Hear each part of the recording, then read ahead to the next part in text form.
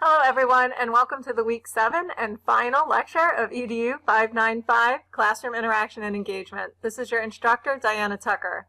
The topic this week is Component 3E and Flexibility and Responsiveness. Before we get started on this week's topic, I would just like to say a few things about the final project. I can't believe that it's come to an end, but this class is actually officially over on the 18th of June. Please make sure that you submit your final projects on Moodle by the 23rd of June. Your final project should be written in APA format, so please be sure that you have a cover page and a reference page. This is a little different than our weekly rationales. They've been very informal, but please make sure that when you are submitting your final project that your rationales are referencing the Danielson framework for teaching properly with in-text citations, and of course that will be included on your reference page. You should have a description and rationale that is about 1 page in length. Of course, since it's APA format, that's double-spaced. Please make sure that if it was suggested in the gradebook or on the discussion forum that you make changes to either your description or your rationale, that your final project reflects those suggestions. Your artifacts should follow your discussions and your rationales as attachments, unless you are using the same artifacts, in which case you can just refer to them by name since they are already uploaded onto Moodle without having to reattach all of them. Some of you have used multiple artifacts every week and the size of that document becomes a bit cumbersome with all of that. But please make sure that you are taking care to make suggested changes if need be. So a few times there has been an artifact that's been uploaded that is questionable in whether or not it is actually evidence of distinguished teaching. Those artifacts potentially need to be changed and modified or adjusted for the final project in order for you to receive a good score on that particular artifact for that component. A format that has been used for this kind of project in the past is for you to simply type up your description and rationale in that APA format paper and then put your attachments, your individual artifacts behind that paper and scan it and upload it as a PDF. Some students have found that as an easy way to get all of that information onto one document. So that is an option for you if you choose to use it. This week, please be sure to download and read pages 77 to 79 of the Danielson Framework for Teaching.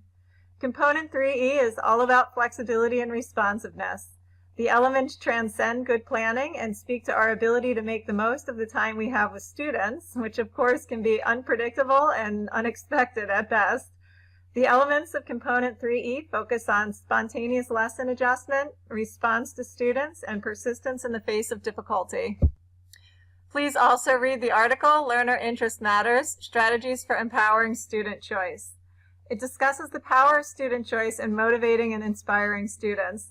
The article closes with a statement that really sat with me. In discussing how much more we all engage in tasks that interest us, the author says, if this approach is good for professionals, why not use it for our learners? I couldn't help but think about how much more exciting it is to do my own job when given the freedom to be creative. I think it brings out the best in all of us, our students certainly included. Please be sure to also carefully consider where you fall in each of the elements and mark the level of performance you feel that you currently fall into.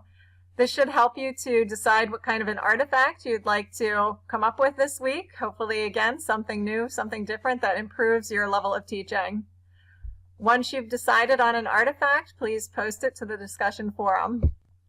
Proficient teaching in Component 3E demands that the teacher be accommodating of student interests and questions, and that they persist in finding different approaches for students who are having difficulty. When necessary, the teacher is capable of making adjustments to keep things running smoothly. To be distinguished, one must be able to seize moments that have the potential to enhance learning. The teacher must be able to recognize when events or interests that suddenly emerge can be used to enhance learning. When I reflect on what this means, I think of a time when I was observing a fellow biology teacher. He was just beginning a lesson that introduced the topic of cellular respiration. A student who was known to be typically unengaged and into trouble came running into the classroom late again The teacher asked if he had a pass, to which the student answered no. He then let him know that he would be marked tardy, but then quickly moved into a conversation. He said, "Hey Marcus, why are you breathing so heavy?" Of course, Marcus responded with the fact that he had been running to try to get to class on time. But the teacher seamlessly transitioned into a discussion about the need for oxygen and cellular respiration.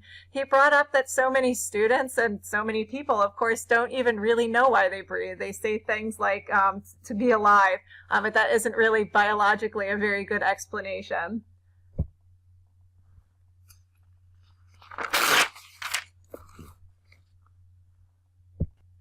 What he had done was taken something that was kind of disruptive, actually, and could have become a sort of a negative situation, and he used it to instantly engage Marcus in the discussion, and Marcus was instantly hooked. I was amazed at this teacher's ability to hold the student accountable, but then also immediately involve him and pull him in.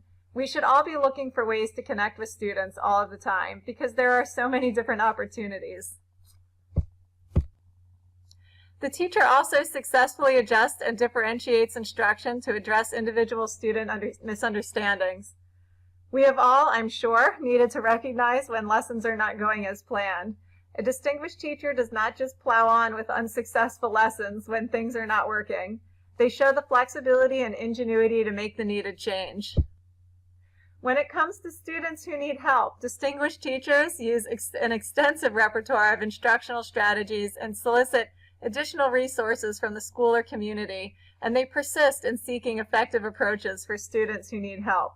This means consulting other teachers, learning support, counselors, and family members to better understand and reach all students. Distinguished teachers never say, "Oh well, I guess he just doesn't get it." They look for alternative ways to be sure that the student does indeed eventually get it. So I'm sure as you were reading the framework this week, you were wondering what kind of an artifact you're going to upload that demonstrates distinguished teaching in this component, because this is a component that definitely is much easier to evidence in real time. So perhaps your administrator happens to be in your room when you demonstrate flexibility, or you seize on student interest, or you spontaneously adapt and adjust a lesson that isn't quite going as planned. So we're going to kind of bend the rules a little bit here and upload something that is evidence more of planning, but planning can sometimes incorporate a plan to build spontaneous situations that can draw students in and connect to their experiences and their individual questions. So for example, one thing that I like to do in the beginning of the year when students are learning, I should say relearning, about the scientific method, and we're discussing how experiments are designed and what variables are the independent and the dependent variable and so on. I use Socrative. This could be done with a whiteboard or pieces of paper as well, things that are a little bit less tech. But I always ask students to record a time when they have used the scientific method in their life. So for example, perhaps the statement is, "I got new running shoes and I'm wondering if they'll make me faster than my old running shoes." We then discuss how it is that would be tested. How would you design an experiment to test that, and what are the variables? What is the independent variable in that experiment, and what is the dependent variable? And I've had really great success with that, because once students make those connections, independent, dependent variables tend to be something that students forget from year to year. But once they make those connections to something about their real life and they start thinking about how it is that they actually use variables like that day to day all the time, it tends to stick with them. So you could try planning something along those lines, and if you have access to technology and you haven't checked out Socrative yet, that's something that I use for those kinds of spontaneous things all the time. I find it really helpful in my classroom for sure. You may also want to upload something that shows how you adapt lessons according to student needs. So perhaps you have some kind of a formative assessment that's planned mid-lesson, and then you have 2 or 3 pathways that you'll take depending on how students perform on those assessments. So that could be something that you do as well. As always, please provide a rationale and a description of the artifact in your post, and please be sure that you write a rationale that is not a description but is a justification as to how the language that is used in the Danielson framework for teaching that evidences distinguished teaching is shown in your description and in your artifacts. After your artifact is uploaded, of course, you'll give critical feedback to at least 2 of your classmates, and I can't believe that this course has gone this fast, but this is the last time that we'll be posting to the discussion forum, and I can't wait to see you there, and I can't wait to see what you come up with.